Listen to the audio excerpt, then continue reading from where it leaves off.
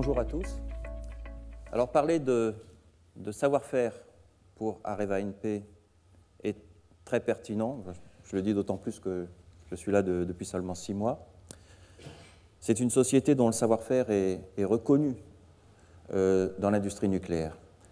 Alors oui, nous avons connu depuis quelques années un certain nombre de difficultés sur des projets très complexes, mais mon constat est que la société a énormément appris et peut-être n'a jamais autant appris et reste une référence au niveau mondial de l'industrie nucléaire et a vocation à le rester pendant longtemps. Alors avant de traiter ce sujet de savoir-faire exportable, je propose de dire quelques mots sur cette division réacteur, pour dire qui nous sommes, qui a vocation à rejoindre le giron d'EDF, sous contrôle majoritaire d'EDF, sous très peu de temps. Alors, Areva NP, c'est un chaudiériste nucléaire qui fournit des équipements, qui fournit des services et qui fournit du fuel. Et c'est un savoir-faire qui est dans le monde, puisque soit sur les flottes installées, soit sur les new builds, nous intervenons sur plus de 330 réacteurs, tout modèle confondu. Alors j'aime bien, pour dire les choses simplement, afficher une vision, et ce que nous voulons être, ce sont des hommes et des femmes performants, des technologies performantes au service de centrales nucléaires sûres et compétitives, et ceci dans le monde. Je pense que si nous avions rédigé cette vision il y a 10 ans, peut-être le mot compétitif n'aurait pas été présent. Et donc c'est une affirmation, au moment où nous regroupons nos forces sous Areva NP, de besoin de compétitivité. Alors notre ADN reste la sûreté et la sécurité, et à partir du 1er juillet de cette année, les activités qui ont vocation à rejoindre le giron d'EDF seront regroupées sous l'entité juridique Areva NP, avec 5 business units, une business unit service à la base installée, une business unit équipement, une business unit combustible, une business unit contrôle-commande, une business unit grand projet, et l'ensemble soutenu par une direction technique et ingénierie qui aura vocation à rapprocher ses forces, comme l'a précisé tout à l'heure Xavier, pour soutenir les grands programmes nouveaux de la filière, en particulier autour de l'EPRNM. Et là, il s'agit de bâtir des organisations qui sont fondamentalement compétitives, d'éviter les interfaces et de mobiliser les équipes sur la capacité à délivrer. Alors, quelques chiffres clés. Environ 4 milliards d'euros de chiffre d'affaires, 15 000 collaborateurs sur une vingtaine de plateformes en propre, et puis un positionnement fort à l'international, puisque nous sommes présents en Amérique du Nord, en Amérique du Sud, en Europe, en Asie, et aussi bien en Afrique du Sud. Alors pour venir sur le savoir-faire, c'est quelque chose de clé, d'inhérent à notre business model, puisque je considère que notre business model consiste à accumuler du savoir. On le cristallise autour des réacteurs, des new builds, et puis on le fait vivre pendant des décennies dans des activités de service et de fuel en particulier. Et ce business model, ce savoir, se matérialise par de la propriété intellectuelle, donc que nous accumulons, que nous continuons à accumuler même pendant la période difficile que nous traversons, principalement autour de la chaudière nucléaire, mais aussi dans des activités comme le contrôle de commande de sûreté, puisque nous avons, avec le Téléperm XS, le cerveau de sûreté de la centrale, un système digital qui est déployé soit dans la flotte, soit dans les new builds, dans 81 réacteurs, 16 pays, donc reconnus par de nombreuses autorités de sûreté. Alors, le sujet pour nous, c'est comment rendre ce savoir opératoire. Alors pour cela, nous le regroupons autour de familles d'offres qui visent à répondre aux attentes de nos clients. Et elles sont essentiellement actuellement de 3 natures. 1, sûreté.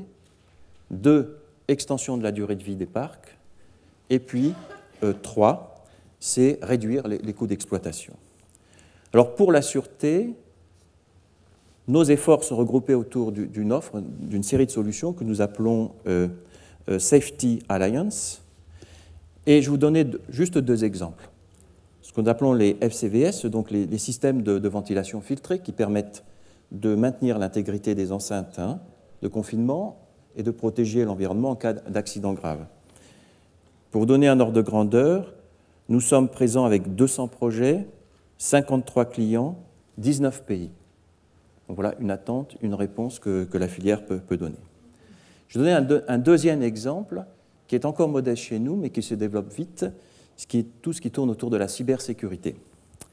Et là, ce sont des solutions qui sont par des travaux d'ingénierie, des programmes informatiques de protection, des dispositifs de prévention des risques, qui sont destinés à améliorer la protection des systèmes numériques des centrales. Et en particulier, là, nous développons des partenariats en Amérique du Nord. Deuxième famille d'innovation et de développement, c'est tout ce qui tourne autour de l'extension de la durée de vie des installations. Et là, notre offre est regroupée autour d'un drapeau qui s'appelle Forward Alliance.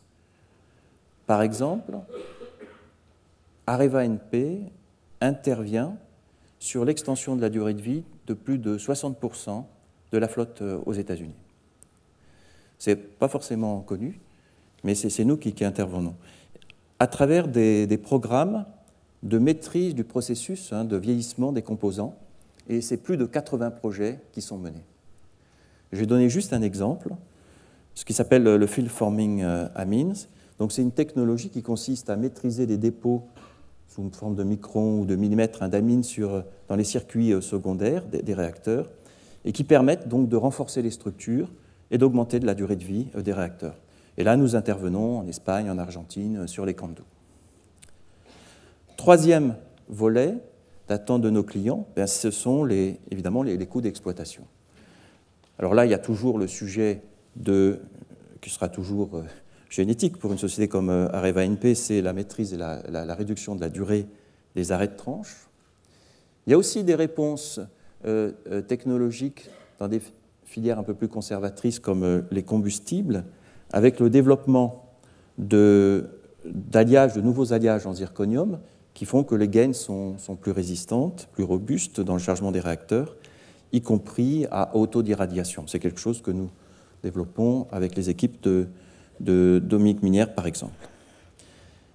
Et il y a un sujet qui prend de l'ampleur. Là, c'est difficile d'imaginer un peu ses limites. C'est ce qu'on appelle donc la transformation numérique et l'intervenant du futur. Là, pour nous, il s'agit d'améliorer notre compétitivité quand nous intervenons dans les installations. Il s'agit de développer des moyens d'intervention toujours plus sûrs dans un environnement sévère, et puis, par l'intelligence du diagnostic, d'optimiser les cycles de maintenance. Quelques exemples. En ce moment, nous avons dans un bâtiment réacteur mis en place un réseau de communication mobile ad hoc qui permet maintenant de nous connecter avec les unités, nos propres éléments qui sont dans la centrale, et d'optimiser nos interventions comme on pourrait optimiser une flotte dans le reste du monde. Et donc, pour nous, il s'agit donc d'accumuler, Areva NP, c'est en quelque sorte un réceptacle de technologie que nous mettons au service des centrales. Et c'est pour ça que la société, malgré les difficultés que nous avons pu rencontrer, reste extrêmement attractive pour les jeunes ingénieurs et même pour les moins jeunes. En même temps, nous continuons à travailler sur des programmes futurs, et c'est l'occasion de continuer à développer des technologies. Par exemple, nos travaux sur ITER ou sur Astrid nous permettent de continuer à améliorer les processus sur les matériaux avec des poudres métallurgiques à pression isostatique et à très haute température, et ce qui devrait nous permettre, dans un futur décent, de repousser les limites de variabilité, les limites de précision des usinages que nous avons. Enfin, peut-être un mot sur la préparation de l'EPRNM que Xavier a mentionné. Là, il s'agit, à un moment donné, de stabiliser l'innovation et de travailler à la qualité de l'exécution. Et là, c'est une conviction que j'ai, c'est qu'il ne suffit pas d'accumuler l'innovation. À un moment donné, il faut la stabiliser, il faut se consacrer à la qualité de l'exécution, ce qui implique aussi d'intégrer des méthodologies performantes de conception, de design, d'exécution, d'anticipation, de continuer à travailler à la compétence de nos équipes. Et à mesure que ces innovations sont intégrées, que le système a tendance à se complexifier, de travailler à une simplification permanente. Rechercher la simplicité, rechercher qui va nous amener une efficacité et une robustesse au cours du temps. Voilà les enjeux auxquels nous nous adressons et nous sommes maintenant quasiment en ordre de marche pour porter cette vision d'un Areva NP avec des hommes et des femmes performants, des technologies performantes au service d'une industrie nucléaire, de centrales nucléaires sûre et compétitive et dans le monde entier. Merci.